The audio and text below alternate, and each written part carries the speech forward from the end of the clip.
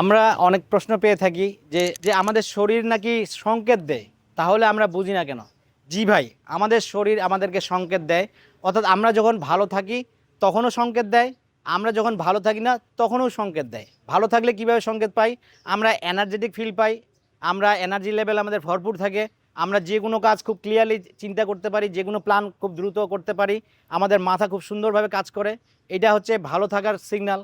আর যখন আপনার শরীর ভালো থাকে না, সিগন্যাল কিভাবে দেয় বা সংকেত কিভাবে দেয়? আপনি দেখবেন আপনার মাথা ঘুরছে, আপনার শরীর ঝিমঝিম করছে, কোনো জায়গায় ব্যথা হচ্ছে, জয়েন্টে ব্যথা হচ্ছে, ভুঁড়ি বেড়ে গেছে, অথবা আপনার পেটে ব্যথা হচ্ছে।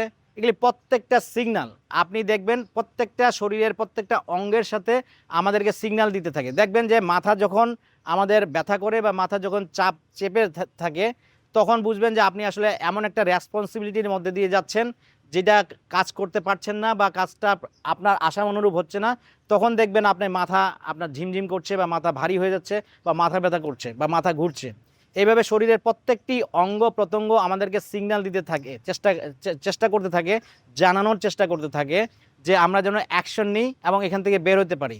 তো সেই জন্যই আমরা যখন কি বলে এই সিগন্যাল পাবো, শরীর থেকে সিগন্যাল পাবো, সেই সিগন্যালগুলোকে গুরুত্ব দিব এবং নিজেরা না পারলে যারা বিশেষজ্ঞ তাদের সাথে কথা বলবো, ডাক্তার বা যারা এই স্বাস্থ্য নিয়ে কাজ করেন তাদের সাথে কথা বলবো, যেন এই সিগন্যালের বিপরীতে কি কাজ করতে হবে আমরা জেনে যাই এবং কাজ করতে পারি। অবশ্যই আপনার শরীর সিগন্যাল দেয়, সেই সিগন্যালকে ফলো করুন এবং সেই অনুযায়ী আপনি অ্যাকশন নেন, যাতে করে আপনি সারা জীবন সুস্থ থাকতে পারেন, জীবনের শেষ মুহূর্ত পর্যন্ত আল্লাহর দেওয়া কাজকর্ম বা ইবাদতগুলি যেন ঠিকঠাক করতে পারেন।